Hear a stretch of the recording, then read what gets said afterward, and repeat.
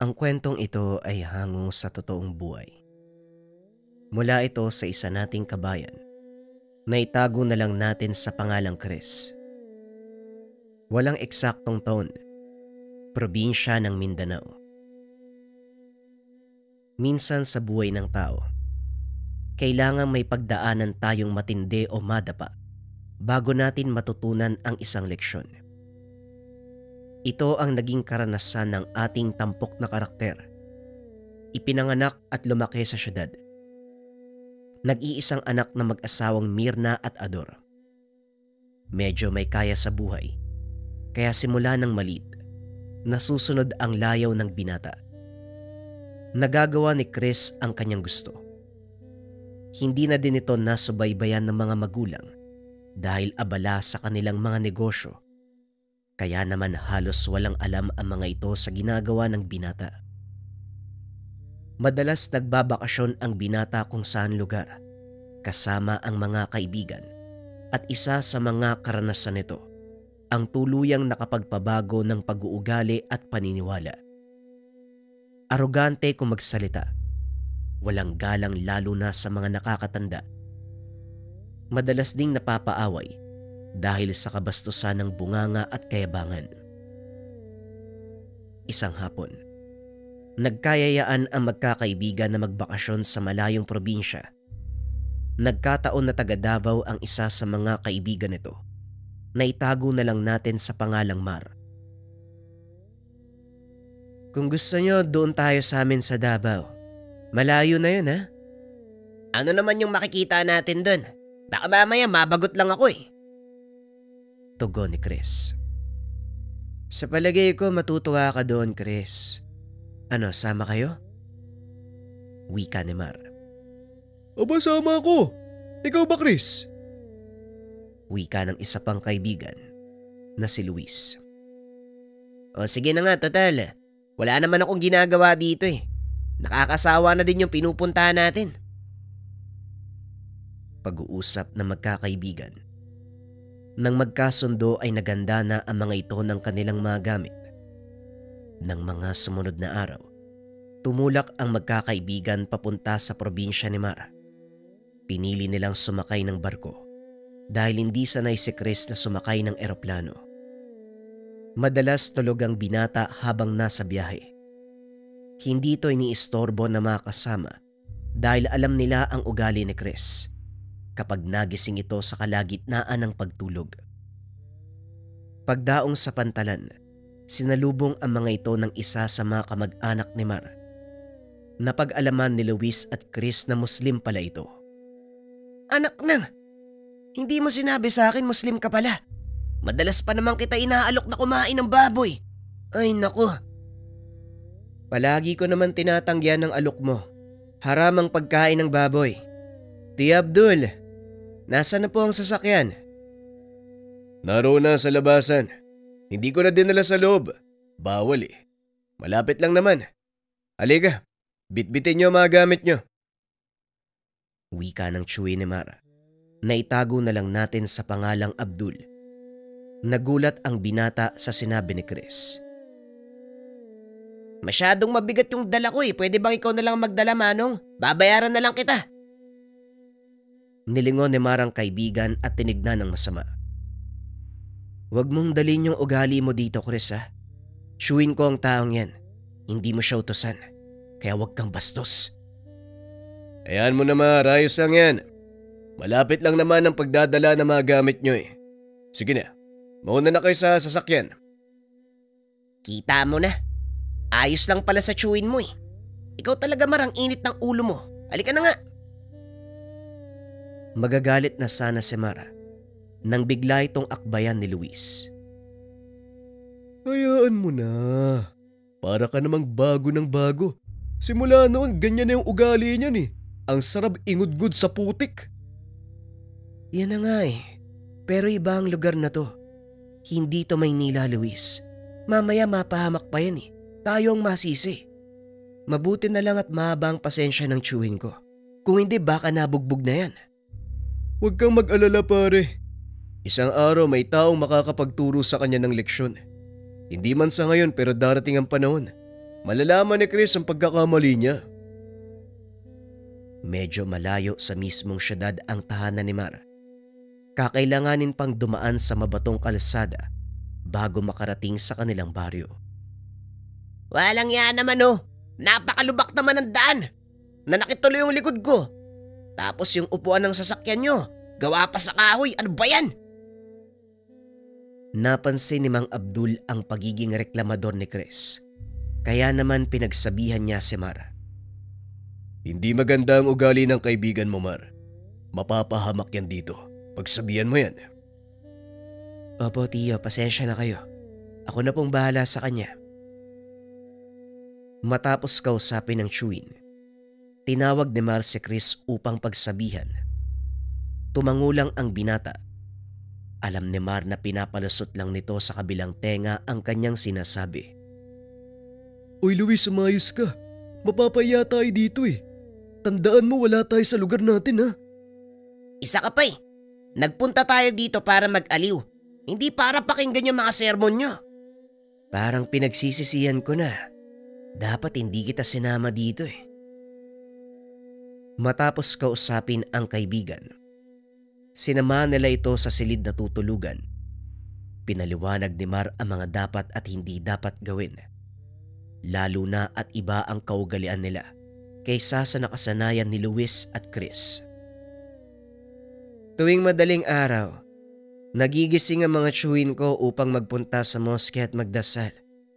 Tumatagal yan ng maigit 1 oras o depende. Sa hapon 6:00 naman. At sa mga oras na nabanggit, kayo lang ang tao sa bahay. Hindi pwedeng hindi ako sumama dahil yon ang nakaugalian namin. Ayos lang naman sa akin, Mar. Pero mukha talaga mababagot ako dito. Wala ba tayong pwedeng pasyalan? Meron naman. Pwede tayong mamasyal doon sa kabilang bundok. Medyo malayo nga lang ang lalakarin. Tapos kakailanganin natin ang gagabay papunta roon. Eh may kakilala ka ba dito? Ayoko nasa loob lang ng bahay eh. Wala akong kakilala. Pero tatanungin ko si Tio Abdul. Baka sakaling may alam siyang tao na pwedeng sumama sa atin. Hapon na nang dumating sila sa lugar. Naghahanda na ang mga tsuy ni Mar para magpunta sa moske. Matutulog na lang muna ako habang wala kayo, Mar. Ikaw Chris, may idlip ka din. Alam kong pagod ka sa biyahe. Paano ako makakatulog dito? Ang tigas ng higaan. Ang dami mong reklamo. Sana nagdala ka ng sarili mong higaan. Ay naku, bahala ka nga sa buhay mo. Dumungaw si Chris sa bintana. Nakita ang isang matanda. May pasa na bungkos ng kahoy. Dahil sa pagkabagot, may kung anong pumasok sa isipan ng binata. Tumayo ito at lumabas ng tahanan. Pinuntahan ng matanda at kinausap. Magandang hapon po, Tatang. Saan po kayo pupunta? At saka ano po yung dala nyo? Nagpatuloy sa paglalakad ang matanda na para bang walang naririnig. Aba, loko to ah. Tatang, bingi ka? Biglang huminto ang matanda at nilingon si Chris. Sabihin mo sa akin, iho. Dayo ka, no? Oo, dayo ko dito. Bakit naman po? Ano naman kung dayo ko? Kaya pala iba ang ugali mo. Iba ang ugali ko. Ikaw kaya yung lumagay sa lugar ko. Binati kita kanina tapos tinanong kita eh. Pero hindi ka sumagot. Hindi ba nakakabastos yun? Nasa tao kung sasagutin niya ang pagbati mo o hindi. Kapag hindi ka pinansin, ibig sabihin nun wala siyang ganang tugunin ang pagbati mo. O hindi kaya naman, abala sa ibang bagay. Kagaya ngayon, abala ko sa paglalakad, pasan-pasan ang panggatong ko. Pero heto ka, nakaharang sa dadaanan ko. Matapos magsalita, tumuloy na sa paglalakad ang matanda.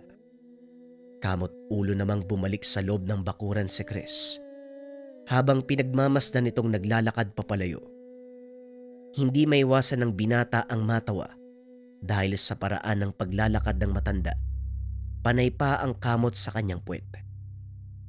Maya-maya ay dumating sina Mar at Mang Abdul galing sa pagdarasal sa moske. Mukhang may napagkakatuwaan ka dyan ah. Po, wala naman po, yung matanda lang na dumaan. Nakakatuwa kasi siya maglakad eh. Si Tatang Badong. Doon sa kagubatan nakatira ang matandang yan. Madalas siyang napapadaan dito para mamulot ng mga tuyong sanga ng kahoy dyan sa taniman ng kape.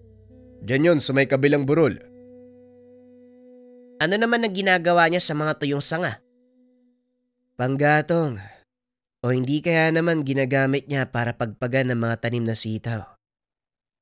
O siya, pumasok na tayo nang makapagapunan. Teka, asan pala yung isa mong kaibigan, Mar?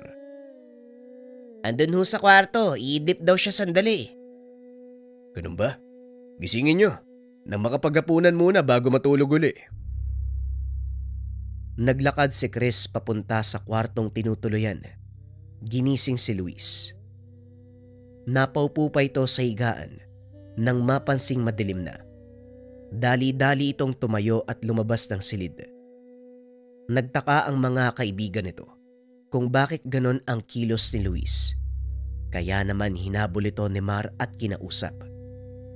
Oy Luis, anong nangyayari sa'yo? Bakit parang wala ka sa sarili? Tanong ni Mar. Napatingin naman sa kanya si Luis at nagkamot ng ulo. Wala. Akala ko kasi may pasok tayo eh. Nagtawanan ang lahat nang marinig ang sinabi nito. Lingid sa kanilang kaalaman, yun na pala ang umpisa ng isang kakaibang kaganapan. Habang kumakain, masayang nag-usap sina Mar kasama ang iba pang mga tiyuhin. Wala ang mga magulang ng binata sa bahay dahil may kailangan itong gawin sa kabilang bayan. Napansin na naman ni Chris na tulala si Luis. Hindi nakikisali sa usapan ng magkakaibigan. Nung una hinayaan niya lang ito sa pag-aakalang bagong gising lang si Luis, napagod sa mahabang biyahe. Kinabukasan, nagkayayaan ang magkakaibigan na mag-ikot-ikot sa paligid. Tinanong ni Marang Chuyin kung sino ang pwedeng pakiusapan na samahan sila sa kabundukan. Ngunit abala ang mga kamag-anak sa kani-kanilang gawain. Hindi natin maaasahan ang pinsan mo ngayon, Mar. May mga trabaho na rin sa bahay ng mga yon. Pero may kakilala ako. Kung gusto nyo, siya na lang ang pakiusapan natin. Sige po, Tiyo. Nababagot na kasi yung dalawa kong kasama eh. Sayang naman ang punta namin dito kung hindi ko sila may gagala. Matapos ang pag-uusap, sinundo ni Mang Abdul ang sinasabing tao. Nakahanda na ang tatlo sa pamamasyal. Ilang sandali pa dumating na sina Mang Abdul kasama ang isang matanda. Napatayo si Chris dahil yung matandang yon ang pinagtatawanan niya kahapon. Kapansin-pansin din ang hindi pangkaraniwang katahimikan ni Luis. Siya ba yung sasama sa atin? Kaya pa bang maglakad dyan ng malayo? Hayang ka na naman, Chris, oh. Si Tatang Badong, isa sa pinakamatandang naninirahan dito sa lugar. Kabisado niya ang kabundukan dahil dati siyang mangangaso. Ha? Wala sa itsura niya ang sinasabi mo, Mar. Pasensya na ha. Pero baka tayo pa ang magpasan sa kanya pabalik dito eh. Naririnig ng matanda ang sinasabi ni Chris. Mukhang may sinasabi ang kaibigan ng pamangkin mo, Abdul. Kung ayaw nyo, wala namang problema sa akin. Pagpasensya nyo na po ang batang yan. Lumaki kasi sa syudad eh, kaya ganyan ang asal. Mar, magpapasama ba kayo o hindi? Tutuloy po kami, Tiyo Abdul. Tugon ni Mar. Sabay siko sa kaibigan upang tumahimik. Kung ganon, si Tatang Badong na ang bahala sa inyo. Sige na, pupunta na ako sa bayan. Magbubukas ng pwesto. Ikaw nang bahala sa mga kaibigan mo. Matapos iabilin kay Tatang Badong ang magkakaibigan, tumuloy na si Mang Abdul papunta sa bayan. Umalis na rin ang magkakaibigan papunta sa kagubatan. Saan nyo gustong magpunta? Marami akong alam na lugar kung saan makakakita kayo ng magandang tanawin. Ikaw na po ang bahala, Mang Badong. Kahit taga dito ako, hindi ko kabisado ang kabundukan. Pwes, halin na kayo, pero teka, yang kasama nyong mataba, parang kanina ko pa napapansin ha, walang imik. Oo nga Mar, kahapon pa yan wala sa wisyo ah. Oy Luis, ano bang nangyayari sa'yo? Wala naman. May iniisip lang ako. Iniisip? Meron ka pala nun? Yang ka na naman sa pangalas ka mo eh. Pabayaan mo na nga lang si Luis. Ang mabuti pa, itoon mo ang pansin sa tanawin. Maaliw ka pa. Nagpatuloy sa pamamasyalang pangkat. Dahil sa walang magawa itong si Chris, pinagdiskitahan ang matandang kasama. Mar, tignan mo si Manong oh. Parang pato o maglakad. Oy Manong, matanong nga kita. Bakit ganyan ka maglakad? Ayan ka na naman, Chris. Alam mo nang matanda na yung tao eh. Natural may mga nararamdaman na yan sa katawan. Hindi pinansin ng matanda ang pangaasar ni Chris. Idagdag mo pa ang kakaiba nitong kasuotan. Mula sa katutubong pangkatang matanda, nakaugalian na nito ang makalumang pananamit. Nagpatuloy ang pamamasyal. Ngunit ilang sandali lang, narinig ni Tatang Badong ang malakas na kulog na tila nagmumula sa bandang taas ng bundok. Mukhang bumubuhos na ang malakas na ulan sa tuktok ng bundok. Mabuti pa lumayo tayo sa ilog. Baka mamaya umapaw ang tubig. Naglalakad sa pangpang ng ilog ang grupo ng mga oras na yon. Dali-dali namang umakyat si Chris at Luis. Inalalayan ng dalawang binata ang matanda papunta sa taas ng pangpang. Maaari pa naman tayong mamasyal sa ibang bahagi ng gubat.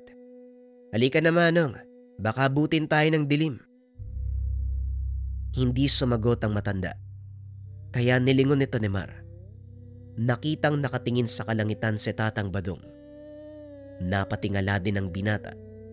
Napansing walang ulap, maging sa tinuturo nitong bahagi ng bundok. Mukhang iba ang kutob ko sa mga mangyayari. Ang mabuti pa dumito muna kayo. Sisiguraduhin kong ligtas ang magpatuloy. Bakit? Anong meron Tatang? Wala namang ulan ah. Mamirmi kayo dito. Mar, pagsabihan mo yung kaibigan mo, patigas ang ulo. Kung ayaw niyong mapahamak, sumunod kayo sa akin. Opo Tatang Badong, pasensya na po kayo. O ikaw Chris, ayus-ayusin mo yung pananalita mo. Parang hindi ka lumaki sa syudad eh. Parang hindi ka anak ni Sir Ador at Ma'am Mirna. Napakamot na lang ng ulo si Chris.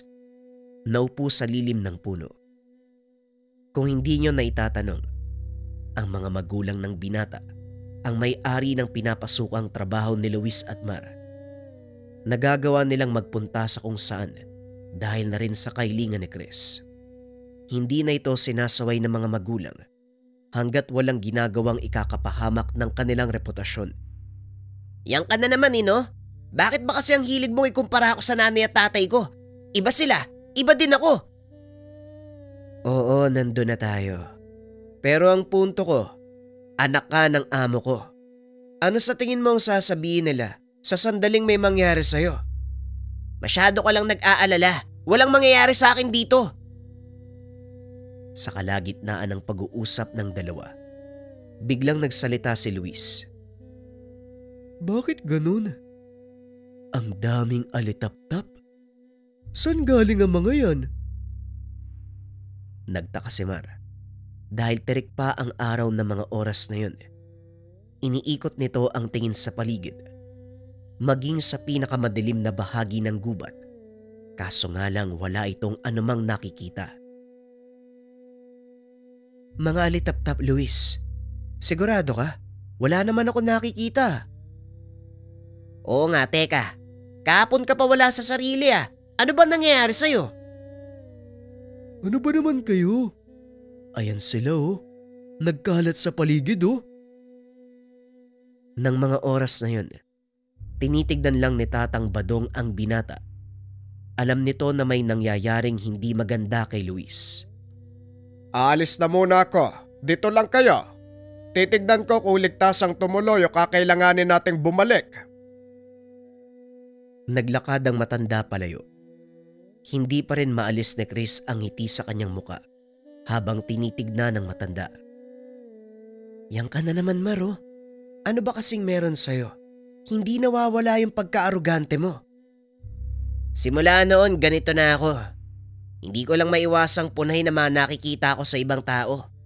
Kung minsan, sila din ang may kasalanan kung bakit ako nagiging arogante sa kanila. Kahit kay Tatang Badong, wala namang ginagawa sa'yo yung tao ah. Ikaw pa nga tong nanlait sa kanya eh. Hayaan mo na. Hindi niya naman narinig yun eh. At saka, wag mo nga akong pagtuunan ng pansin. Ayan si Luis, so tignan mo, parang nasisiraan ng ulo. Tinignan ni Mar ang kaibigan. Nakita itong may hinuhuli sa hangin. Oy Luis, ano bang ginagawa mo? Humuhuli ng alitap-tap. Ilalagay sa garapon. Tapos dadalin pag-uwi. Alitap-tap, nasan? Wala naman ako nakikita. Alam mo, itigil mo na yan ha. Maupo ka nga dito. Mamaya madulas ka pa, mahulog ka sa bangin eh. Hindi huminto sa ginagawa si Luis. Salip ay nagpunta ito sa mas masukal na bahagi ng kagubatan. Sa pagkakataong iyon, sinundan ni Chris ang kaibigan. Anak ng Luis! Bumalik ka nga dito! Ano ba ginagawa mo? Sa sobrang lakas ng sigaw ni Chris, nabulabog ang lahat ng hayop sa paligid. Nagliparan ang mga ibon, maging ang maliliit na hayop. Ilang minuto ay bumalik na si Tatang Badong. Maging ito ay narinig ang pagsigaw ng binata. Ano bang nangyayari dito? Nagsisigawan kayo? Eto kasing si Luis eh, manguhuli ng alitap-tap, wala naman kami nakikita. Kamuntikan pang mahulog sa bangin. Mabuti na lang napigilan ko kung hindi. Naku, baka naging kwento na tong tabatsoy na to eh. Mano nga mabuti pa bumalik na tayo sa bahay. Hindi maganda ang kutob ko. Tama ka, mabuti pa nga. Tungkol sa mga alitap-tap, Luis, anong kulay ng liwanag ang nakikita mo? Kulay? Dilaw po. Hindi alitap-tap ang nakikita mo. Kung hindi mga lambana. Masama ito. Bilisan nyo. Hanggat maaari pagdating sa tahanan, Mar, wag na wag mo siyang papalabasin. Babalaan ko din si Adol. Bakit po, Manong? Ano pang nangyayari kay Luis? Doon ko na ipapaliwanag sa bahay nyo. Sa ngayon, magmadali na tayo. Dali-daling bumaba ng kabundukan ng pangkat. Hindi na makapagsalita si Chris. Pilit nitong iniisip kung ano ang nangyayari sa kaibigan. Hanggang sa makarating sila sa tahanan nila Mar. Doon ipinaliwanag ni Tatang Badong ang lahat. Kaharap nila ng mga sandaling iyon si Namang Abdul at ilan sa mga kamag-anakan ni Mar. Pinakinggan ng mga ito ang paliwanag ng matanda. Ang kaibigan mo, Mar, may espesyal na kakayahang makipagsalamuha sa mga elemento.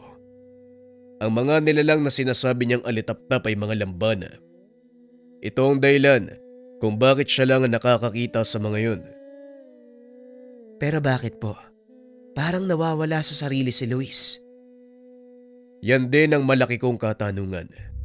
Meron ba sa inyo ang gumawa ng kalokohan? Sa pagkakalam ko, wala naman po, Manong. Ano po ba ang ibig niyong sabihin? Tahimik na nakikinig si Chris ng mga sandaling iyon. Pilit na iniisip ang mga pangyayari. Sa pagkakatanda nito, wala namang ginawang kalokohan si Luis. Sa katunayan, nanatili lang ito sa loob ng tahanan. Wala namang ginawa si Luis, Manong eh. Ako siguro meron. Umihi ako eh nung nakaraang araw doon sa likod. Sa malaking bato. Yun lang naman yung ginawa ko, wala namang iba. Nagkatinginan si Mang Abdul at Tatang Badong. Sa pagkakataong iyon ay nagalit ang dalawang nakakatanda. Yun lang naman. Hindi mo ba alam kung gaano kalaking kalapastanganan ang ginawa mo? Hindi lang sa mga nagmamay-ari ng tahanang ito, kundi maging sa mga nilalang na nakatira sa paligid. Kayong mga taga-syudad, kahit kailan hindi na natutong rumespeto sa kalikasan. Ho, ano po bang mali sa ginawa ko? Naiihi ako eh. Yun na nga ang mali doon. May sariling palikuran ng bahay na ito. Bakit kailangan mong umihi sa likod ng bahay? Pasensya na ho kayo. Hindi ko na po napigilan eh. Alangan naman tisin ko. Di magkakasakit ako. Ang katigasan ng ulo ng isang tao nagre-resulta sa mga hindi magandang pangyayari. Kagaya ngayon, ang kaibigan mong si Luis ang nagbabayad ng ginawa mong kalokohan. Kalokohan? Sa naiihi ako eh. Anong gagawin ko? Chris, tama na. Huwag ka na munang sumagot. Huwag mo nang pahabain ng diskusyon. Ano pa ang mangyayari kay Luis, Tatang? Sa ngayon, wag niyo muna siyang papalabasin sa bahay. Kahit anong mangyari. Hindi siya pwedeng makita ng mga laglipa ng elemento. Sa oras na mangyari yon, tuluyang sasakupin ng mga nilalang ang katawan ng kaibigan niyo. Yan na nga bang sinasabi ko, Mar? Mahirap ang magdala ng mga dayo dito sa lugar natin, lalo na kung walang disiplina. Bukas sa bukas, pauwiin mo mga kaibigan mo. Ayokong sumalo ng responsibilidad mula sa mga irresponsableng tao. Pasensya na ho kayo, Tiyo. Hayaan nyo. Ihanda ko na po mga gamit namin. Bukas sa bukas babalik kami sa syudad. Pag-uusap ng mag-chewin. Ngunit biglang sumagot si Tatang Badong. Sa mga sandaling ito, Abdul, ikinalulungkot ko.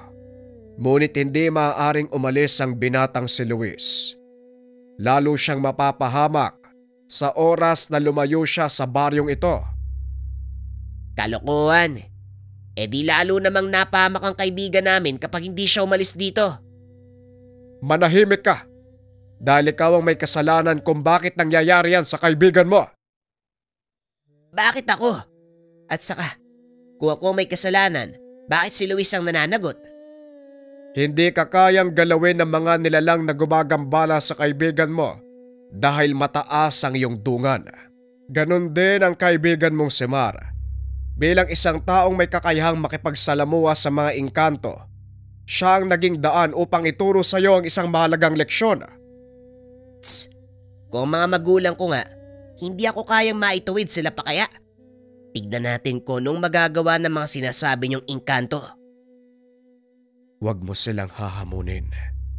Dahil hindi mo alam ang kayang gawin ng mga engkanto.